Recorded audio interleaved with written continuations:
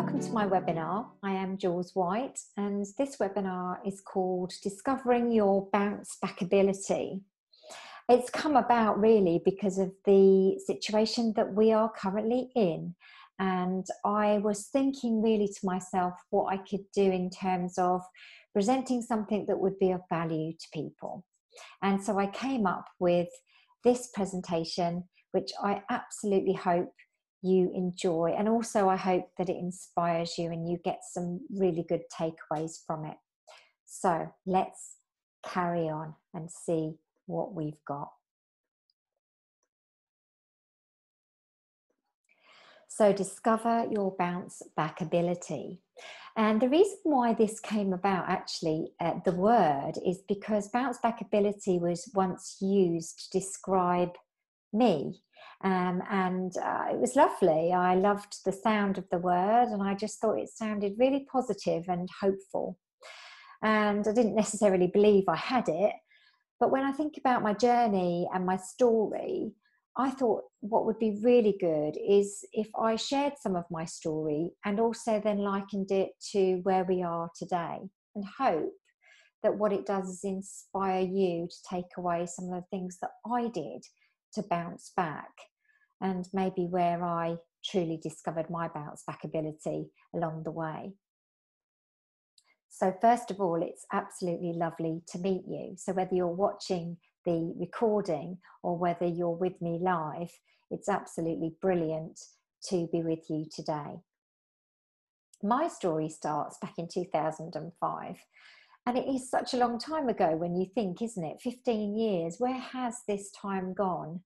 But of course, 2005 was also the year that my beautiful son was born.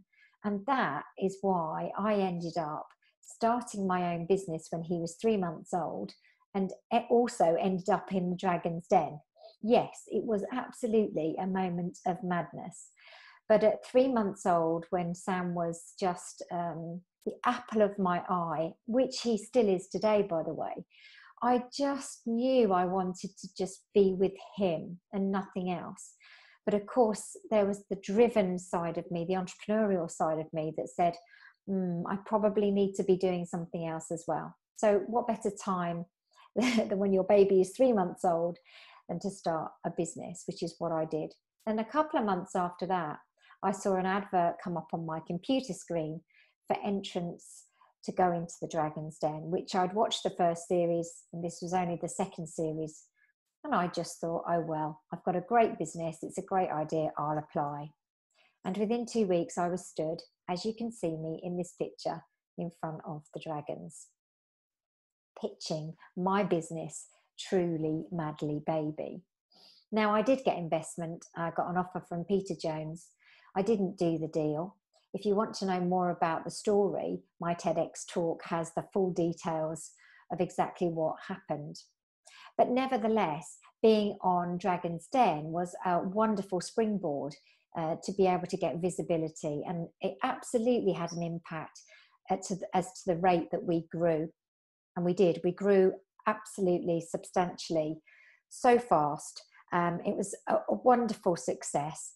Probably I would say by 2007, we had 300 plus consultants across the country doing parties, selling baby products, which was what Truly Madly Baby was all about. I was in national press. I was winning awards. It was wonderful. And by 2008, we turned over our first million. We had profit. We had over 432 consultants across the country doing Truly Madly Baby parties. And we had also inquiries from America, Australia, and Europe to take Truly Madly Baby global. So global domination was my final thing that I was hoping for. And here it was within my reach. But what we hadn't done, because I'd taken on a new business partner rather than Peter Jones, and what we hadn't done is we hadn't put in any of the foundations that we needed to run a business such as this. And with the growth being so rapid, we ended up actually being a victim of our own success, which is actually quite common in businesses. But of course, I don't suppose I really expected it, because I'd been working 20 hours a day, 7 days a week with a small baby, and I was working in the business and not on it. So inevitably, in 2008, I had to have discussions with my business partner to try and put in place the things that we needed to be able to manage the volume of business that we'd got coming in. Unfortunately, she wanted 75% of my business in order to further invest, and I said no. So in May 2008, she closed my business down and she opened it back up the next day and ran it as Truly Madly Baby Dragon's Den winner. And I lost everything. Overnight, I lost my business. The passion for my business was so great because it had been born from having my son. So of course you imagine the pain, and I was definitely going through a process of grief. Now, the reason why I wanted to talk about that story is because I felt like it was such a parallel to where we are today. And the fact that many of you watching this will either have lost your business, be in jeopardy of losing your business, and will have had this impact literally overnight where suddenly our whole world has changed. And it really has. And one of the things that's been very interesting to watch is the way that everybody has reacted, because it's been very different. Everybody has either been angry, some people have been hopeful, some people have been super positive, some people have been in denial. And it's just been quite fascinating to see how actually we are all so very different. But I have to mention at this point that we are also all in very different situations. So I actually love the idea of the fact that we are in this together. But just to explain about that, I don't believe that it means we are all the same in this. And I think it's important to differentiate the meanings of those things. We are definitely not all equal in this. Some of us have lost more. Some of us will lose more. Some of us have got more help available to us, more support available to us. And others are very, very alone with this. However, the fact remains that we are all in this together on a global basis, because we are all going through this pandemic. So there are generic things that we're all experiencing the same, like having to be in isolation. But those isolation elements taken individually will be very different because of our different circumstances. And I wanted to just acknowledge that because it's a really important part of the things that I want to say in the webinar, so that you understand that I understand that everybody is in a different place with this. I still believe that the comforting factor for me, compared to my story in 2008 when I lost my business, is that we are in this together.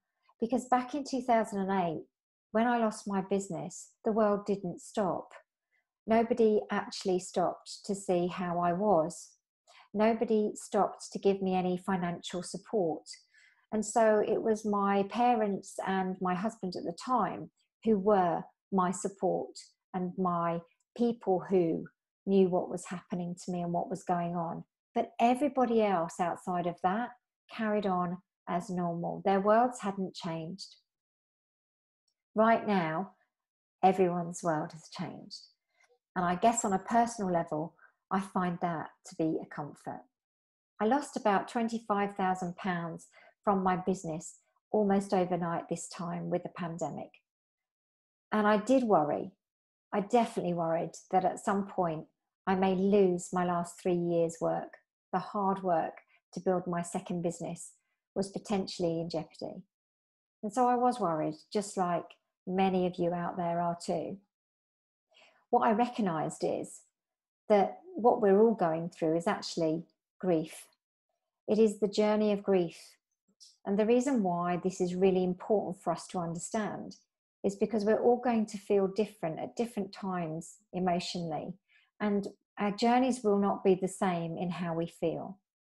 So when you have a situation where somebody feels that they can throw a lot of stuff at you, which is going to help you, and they tell you that this is the stuff you should do, and this is what you can do to help yourself, it's more important that the person who is hopefully wanting to inspire you, is actually acknowledging that we're going through a process of grief. Now, the reason why this is important is because there are 7 stages of grief. Now, the main models that, if you look it up, will be 5 stages. I particularly liked this, where there had been 2 other stages added. And unfortunately, I didn't find out exactly the source of this because I found it on Reddit. But I particularly liked the 2 extra elements that they'd added into this because I thought they were really relevant for the journey of grief. And the 2 extra things they added were shock and also testing. And shock, particularly in the circumstances that we're in currently, is absolutely true to many of us. Originally, when we first found out about this virus, and I realized that I'd lost all of that money off of my business in such a big hit, I felt paralyzed. I felt incredibly shocked. I felt upset. I did do a bit of denial. I was incredibly angry. I mean, imagine all the things that you see on here. This is how I was feeling. But what I was able to do, because I recognized this same process from when I lost my business in 2008, I was able to get through this slightly quicker and recognize exactly what it was that I was feeling.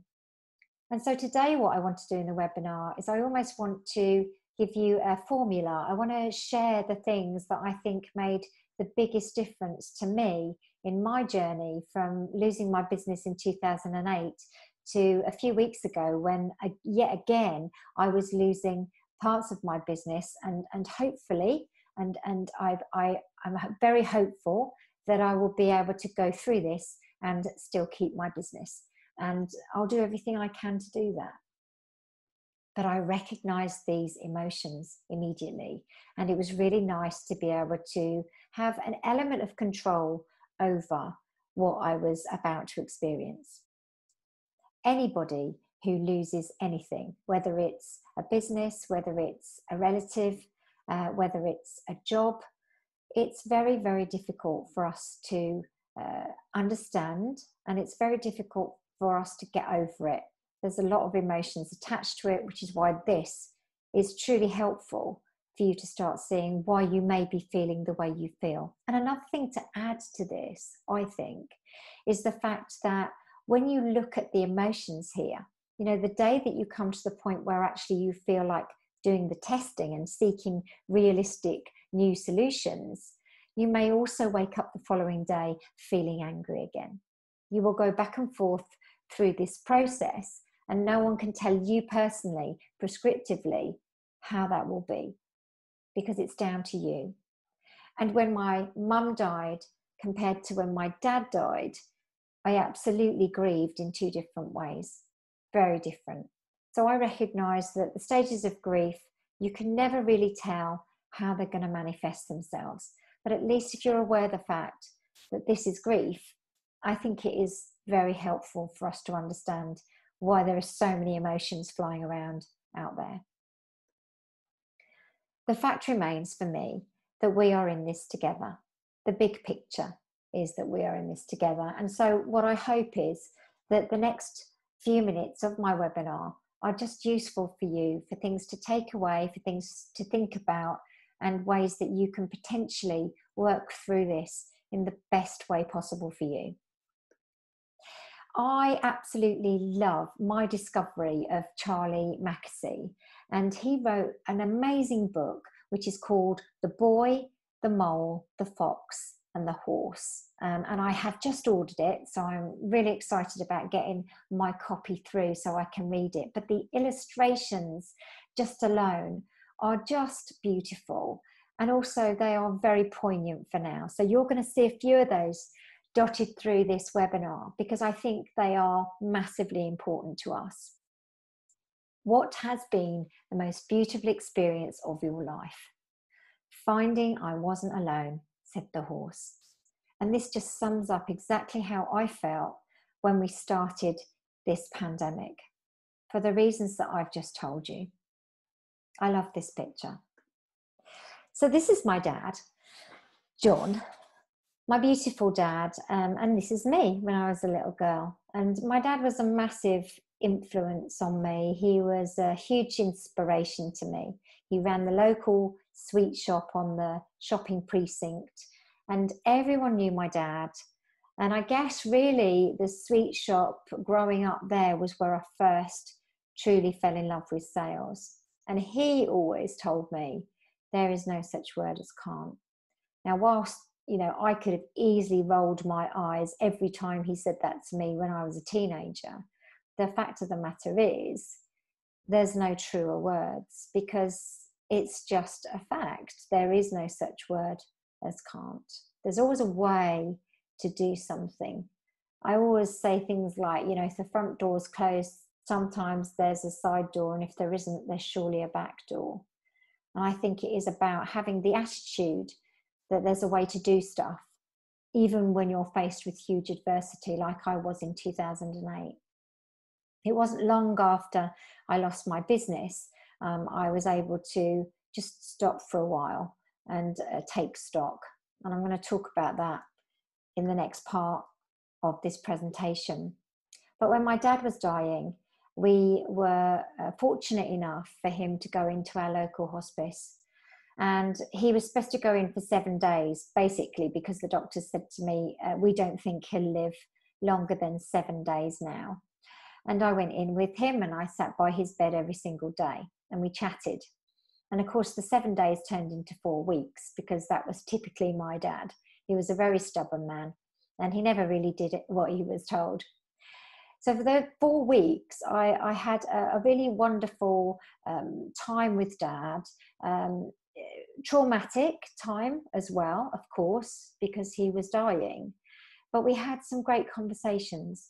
And I think what I really learned from Dad was that there was no mileage whatsoever in me going back into my past repeatedly and trying to churn it up and move it around and ask myself questions about why I did what I did.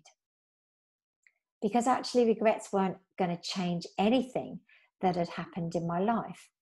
And equally, the things that had happened had led to better things on the way back. Even though at the time, I probably didn't even see how things could ever get better from where they were. But they did. And so if I hadn't experienced those things, who's to say that I would be the person I am today? Equally, I lived hugely in the future, doing what I call future catastrophizing, which was always totally pointless, because it didn't serve me in any way.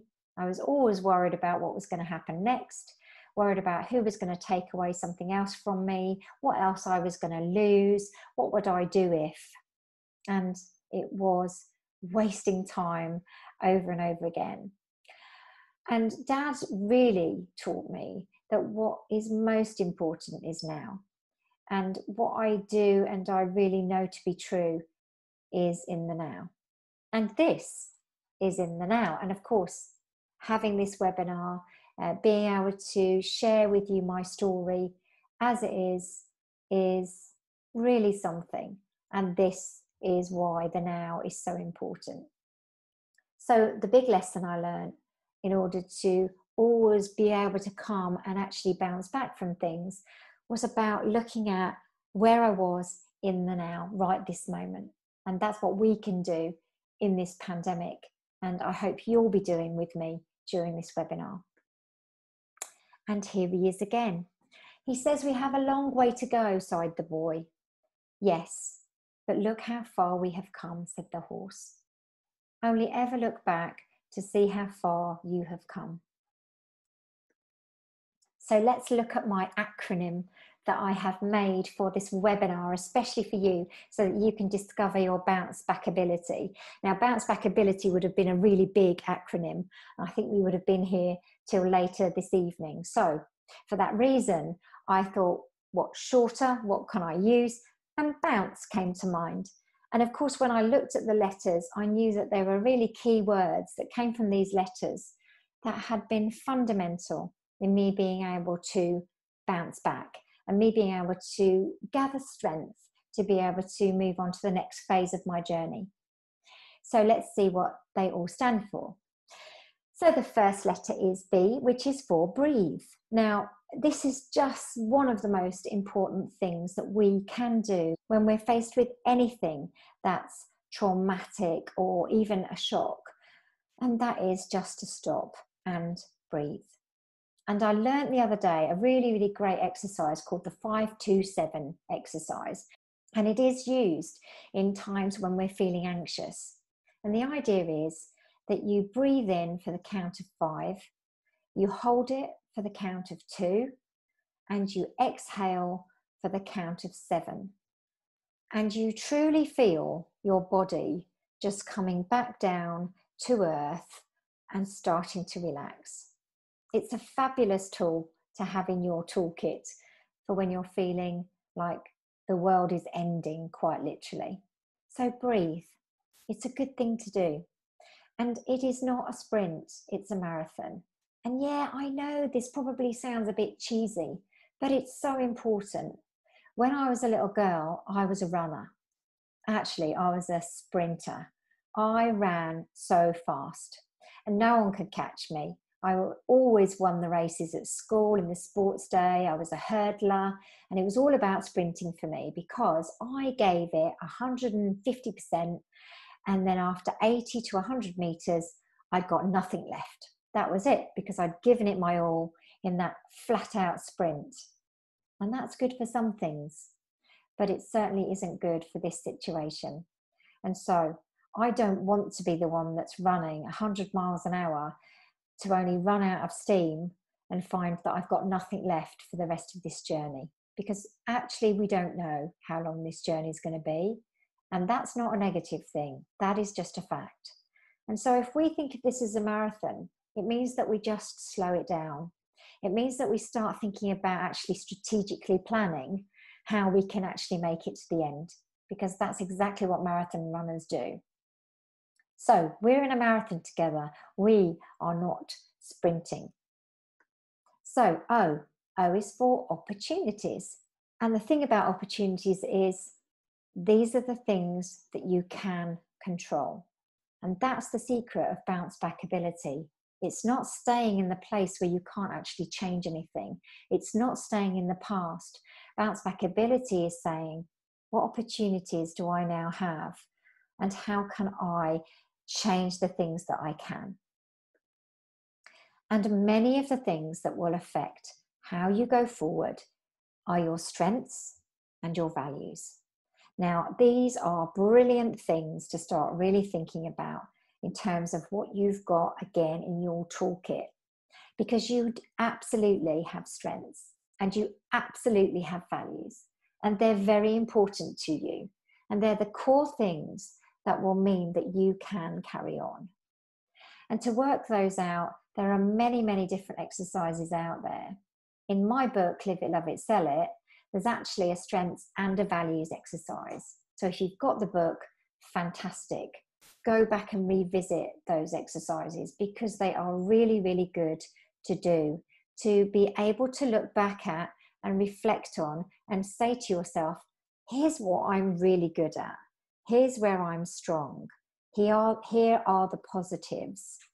And your values are what keeps you true to being true you. So these will also be incredibly important on this journey through the adversity that we're in right now. Don't let someone who doesn't know your value tell you how much you're worth. This is hugely important.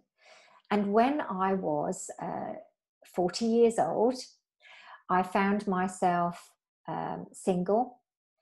I found myself bankrupt. I was unemployed, and I had a small child who was 4 years old. I knew the only thing I could do is to go and get a job. And this was devastating for me, absolutely devastating, because I had been a CEO of a £1 million company. I'd been on Dragon's Den. I'd been hugely successful building my absolutely fabulous business. And now I had to go and get a job again. And my job had to be in something that I knew how to do, which of course was sales, because that's what I've done most of my life. And so I had to go to an employment agency, and I had to sign up with them and see if they could find me a job. And they found me this absolutely fantastic job in the grand scheme of things, because my pride was absolutely smashed and my ego was on the floor. I did not want to go back 10 years and go back on the road again. But this job sounded great. It was a venue, they'd got a hotel, they'd got a golf course, it was conference facilities, and it just sounded exciting. It sounded like a real people business that I would love to work in. So I said to the agency, yes, I'd love to be put forward. And within that same day, they called me back and they said they don't want to see you. And I was devastated, and I couldn't understand, why can't they see me? Why don't they want to see me? And they told me it was because they wanted somebody from the industry. You see, this is the thing about me. I just knew that it would be an opportunity for them to at least interview me and to just at least explore somebody with a lot of sales experience, to see whether that was actually a better thing to do than to look for somebody just from the industry. So I said to the agent, go back and tell them, if they haven't found anyone after a week, that they should interview me. And to be fair to the agent, that's exactly what they did. And I went for my interview and I got the job. So it is all about just pushing sometimes without being pushy. But it's that belief that actually drove me to say what I said to the agent. It was the belief that at least if they interviewed me, they could see whether I was an option or not, rather than dismissing me straight away. So I didn't want them to tell me that I had no value until they'd actually met me. It's a great story and example of how sometimes if we don't ask, we don't get. And I've had other examples in my life and my journey where I've just been a bit brave to say, but what if, or would you just consider? And people have often said yes. So it's really something. And what's the worst thing that can happen if they don't say yes? You're no different to where you were already. Understand is the U of my bounce. And understand is actually, I thought, something that was very, very important. And here's why. Because if you follow me, you'll know that I always talk about the UHP and the fact that we are all unique. So the unique human proposition. It's a play on the USP that's been around since the 1940s. And what we were always told is the thing that makes you stand out and differentiates you. The fact is, you differentiate you. It's you that's different. Your DNA is the only DNA on the planet like yours. You are the only person like you on the planet. And as Margaret Mead said, who was an American cultural anthropologist all the way back in the 1900s, she was born in 1901. Even back then, she recognized that we are absolutely unique, just like everyone else. And this is a fact. Bupa have just done a campaign themselves where they talk about 7 billion types of normal on the planet, which I love. So you see, the thing is, when we're in these situations of adversity, in this unprecedented time that none of us have ever experienced, with no real knowledge of what is to come, the one thing we have got is our uniqueness. And that's what we can build on. What is it that's special about us that we can bring to the party? And there will be a huge amount of things that you can bring that will be really important. Imagine how we've come together as communities, which is why I talk about we are in this together. Because even the people who don't have the things the same as other people, the community have come together to help them. It's really quite something. And so you're always going to have something special that you can bring, whether it's your knowledge that you've got, a skill that you've got, a place you can go. You have always got something that is unique and you are very special. And that is the most important part in the belief system around bouncebackability. And the other thing about understand is so, so important. If you're still running a business, maybe even if you're furloughed, you have to stay connected to your business. And for us right now to understand our customer, it really will speak volumes. This is a time where, remember, I talked about the grieving process that we are all going through at different speeds with different emotions. This is a time when we need to be visible, but visible in a compassionate way and visible in an understanding way. And so we have to reach out and see how our customers are. Find out, check in with them. How are you feeling? How's it going? What's your situation and how can I help? Because it's not about us giving away a load of free things, but it is about remembering that the way that we make people feel right now is one of the most important things. So to understand your customer right now is going to be really important in terms of how you bounce back in your business and even how you bounce back on a personal level. The N is for necessity. And what a fantastic picture I found on Unsplash, which is one of my favorite sites for these fabulous photographs. And of course, it is the toilet roll, the toilet roll that's run out. And isn't it interesting, you know, how we have behaved through our grieving process, thinking that potentially toilet rolls was the way to make us all feel better. But joking aside, necessity is actually something that really does come out of these situations. And the necessity to do things a certain way, the necessity that we don't need some of the things that we always thought that we needed. So basically, perspective. Putting things into perspective is actually really beneficial to us. It makes us realize how little we can survive on. It also makes us remember some of the more important things. And gratitude raises to the top levels when things like this happen.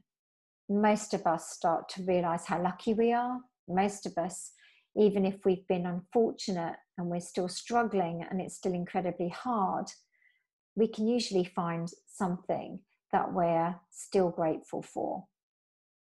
I mean, perspective for me, as stupid as it sounds, is things like my hair's going grey. And I know there'll be people who resonate with this, but actually it doesn't matter. It really doesn't matter right now. There are far more important things for me and far more necessities for me that I want to concentrate on. And the simple things become really, really important. Now, there's a lady who is on this webinar with us who is called Emma, and she runs an amazing company called Little Soap Company. And I absolutely adore her products, but I also want to mention the fact that she is absolutely working on the front line because she is supplying soaps to many of our supermarkets to keep us stocked up on one of the most important things through all this, so that we can wash our hands.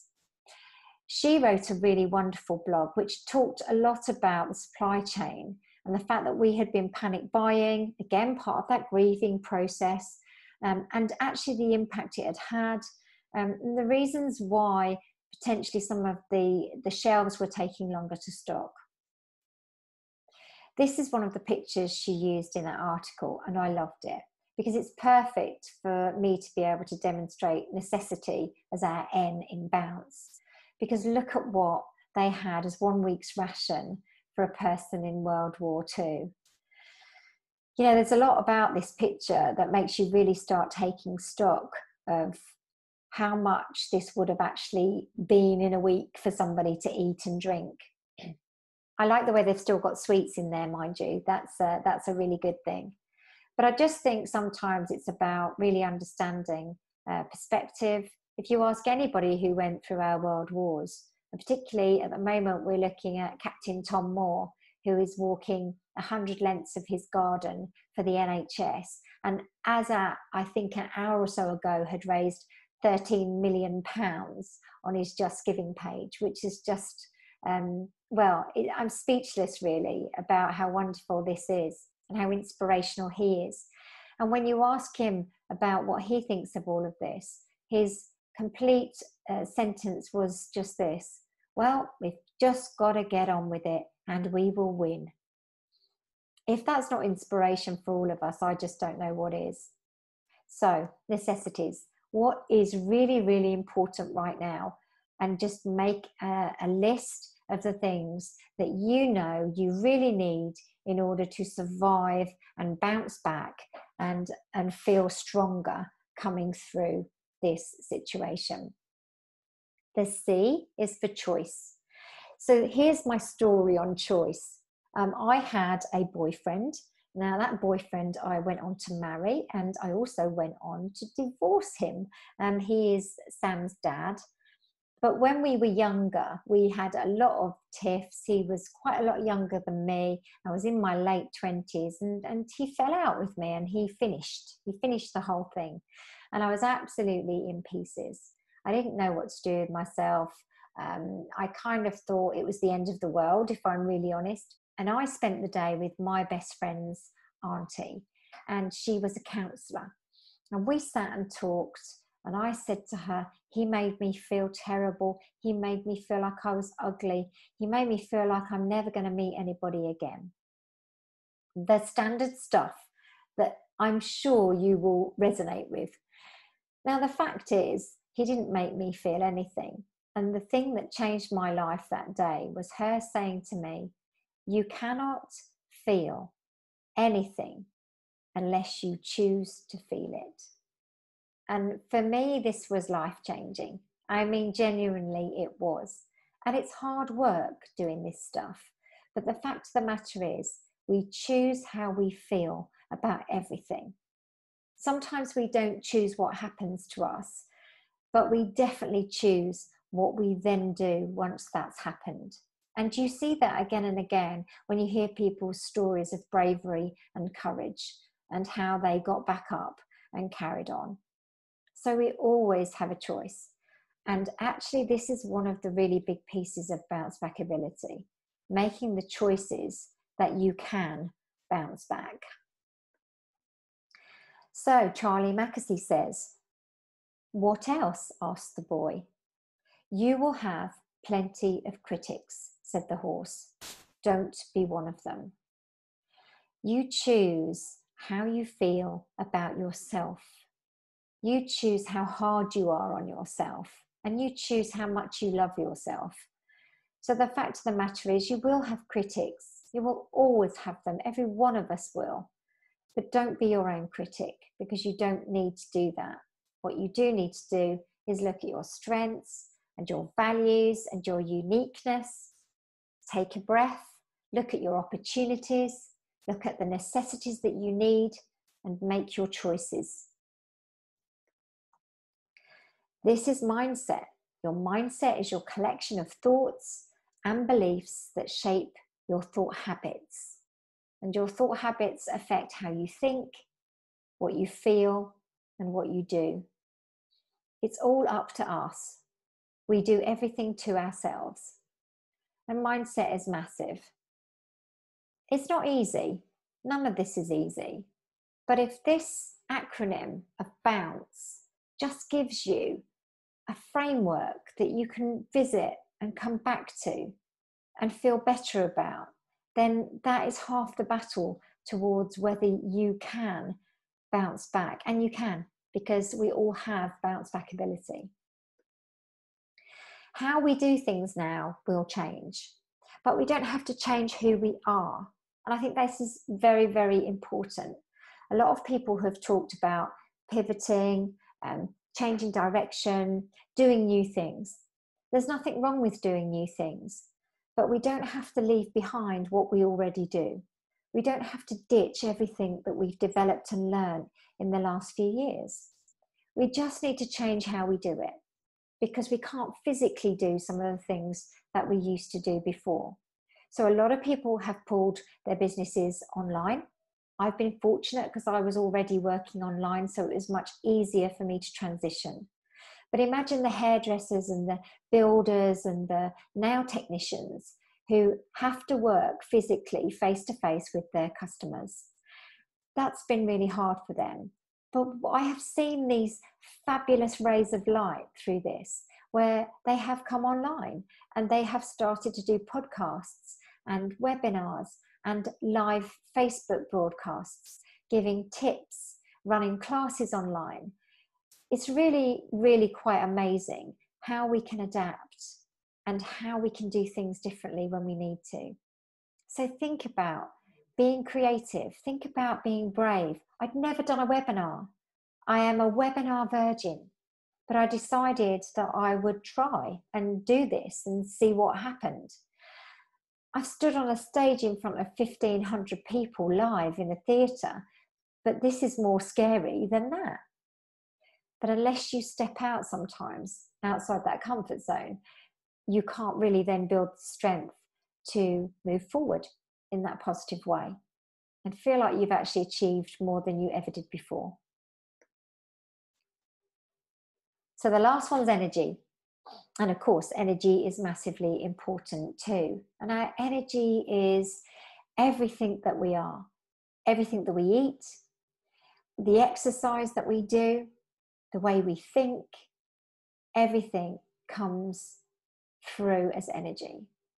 One of the things we can't do is be 100% energetic every single day, because actually that would probably be quite scary. But what we do need to realize is that we are in control of our energy. And one of the big things that inspires energy is motivation. Motivation is a really interesting subject. But unless you have a vision or a goal or an aspiration, you can't really create motivation, because motivation thrives on knowing that you are aiming towards something. And that is really important. And that's what allows you to achieve something through motivation. So they connect beautifully and they are incredibly important to each other. So future outcomes for us right now, it's how difficult is this? It's so hard. We don't know what the future is going to look like. But equally, when I lost my business in 2008, I didn't know what the future looked like either. If I'm really honest, I didn't think I had one at all. So we have to have a vision of what we would like the future to look like, the outcomes that we would like, the simple necessities of what that future might look like for us. It doesn't have to be flamboyant and it doesn't have to be a firm plan, but it has to be hope. Hope is a massive word for me, and it's one that has most definitely helped me to bounce back many, many times. It's just having hope that this happened for a reason, that I would learn from it, and that better things are to come. And that's how I feel, and I probably won't ever change that now, because I've just created that over time through my things that I do through Bounce. So future outcomes mean that you can create motivation, which leads to massive energy. What's my motivation? Well, I suppose you might well have guessed if you've followed me or you know me quite well. But my motivation is this young man. And of course, he was why I started my first business. And he is my world. So it's my Sam, my son. And everything I do really is to do with him, to make sure that he's happy, to make sure that I inspire him, to make sure that I show him that there is always hope. There's no such word as can't. And there's always a way forward, even when bad things happen, and even when terrible things happen. So my son is definitely my motivation, which means that generally I am a pretty motivated type of person. Maya Angelou was a civil rights lady. She was an author, a speaker. She said this, and I know that people will recognize this because it's used a lot, certainly on social media. She said, "I've learned that people will forget what you said. People will forget what you did, but people will never forget how you made them feel." And I think this is one of the most important things now for us in terms of how we will come through this pandemic and this terrible situation that we're in. So the acronym, breathe. Let's just make sure that we take time, the time that we need to be able to really take stock and reset. It's so important now. This is not a sprint, it's a marathon. The opportunities that we have are all of those amazing things that actually we can change, the things that we can affect, the strengths and values that we already have. We don't need to change who we are. We just need to understand what opportunities we can create because of who we are. Understand your uniqueness, understand who you truly are, your authenticity, what you really want, what your aspirations are. And understand your customers, because when you show them that empathy right now and you connect and you really do consider how they're feeling, they will remember how you made them feel on the other side of this. And necessities, well, we probably have few more than we ever thought we had. But the necessities right now are the things to focus on. And gratitude is something we can use to understand what those necessities actually look like.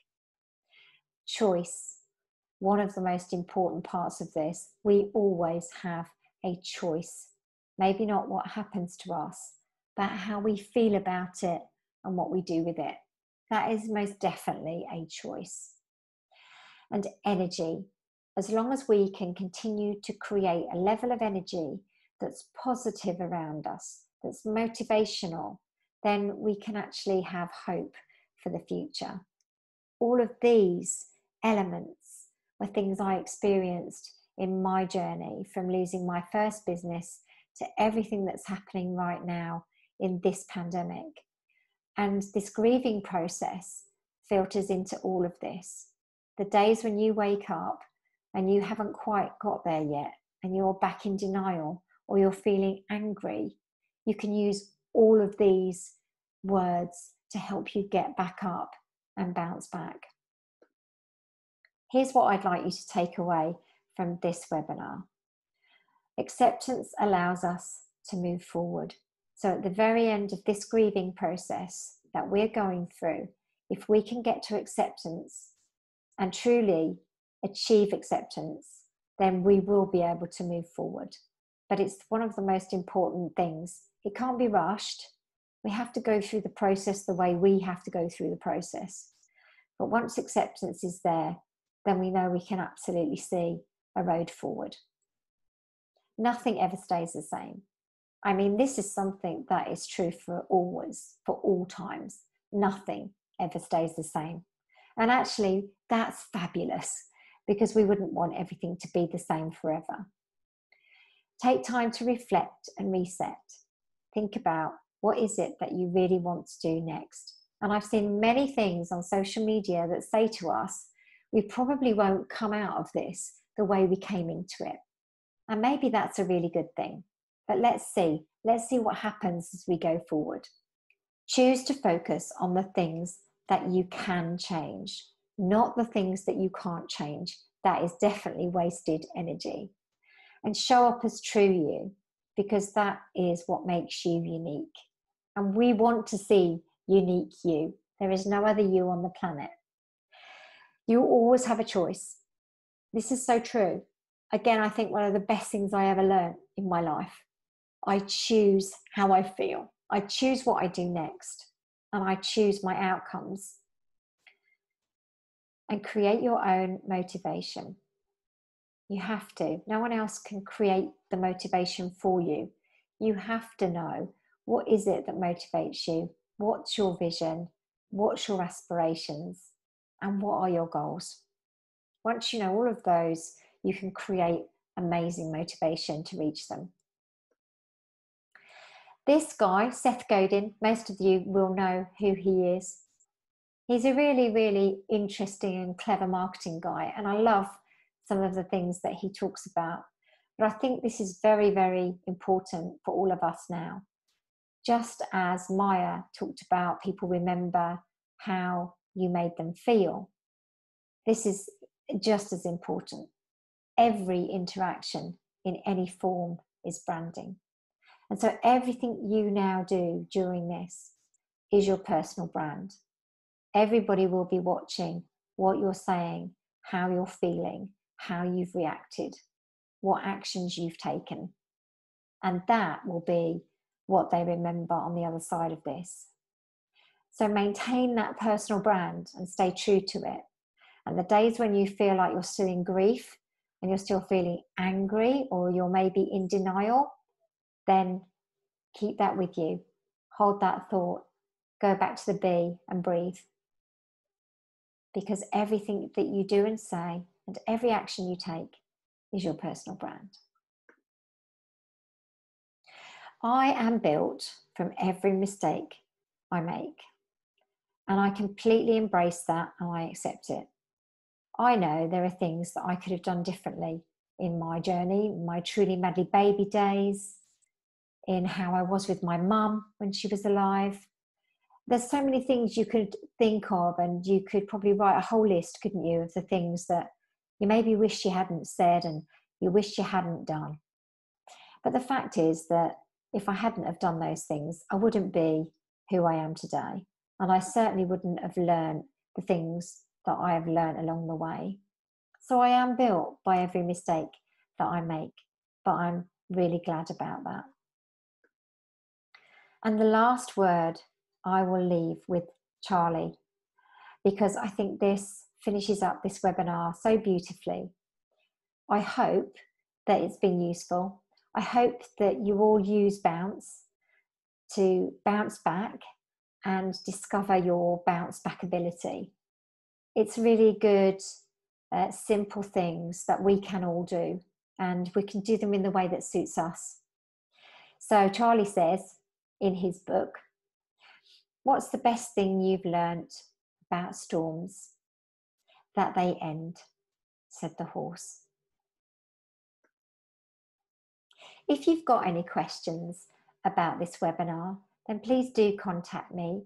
You can message me on my email, which is jules@liveitloveitsellit.co.uk, or connect with me on LinkedIn or Facebook. And I would love to connect with you anyway, so please just do that anyway. So I hope you have enjoyed my first attempt at webinar. I have really enjoyed sharing my story with you. I hope that it has resonated with you. I hope that it has inspired you. And I think really the key to all of this is take away what you need from this. I can send out slides to anyone who signs up for this webinar so that you can use the slides however you want to use them to remind you of the messages behind the webinar today. Thank you for joining, and I do hope to see you again sometime soon. Ta-da for now.